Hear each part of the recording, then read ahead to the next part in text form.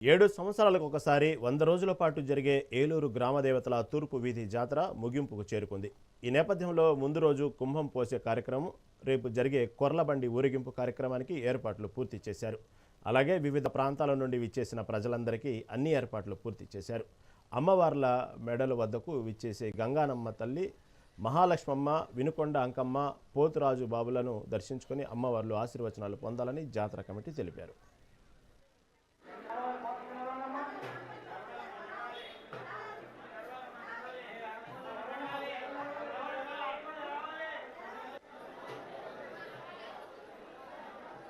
దయచేసి నడవాలి, ఆగొద్దు. దయచేసి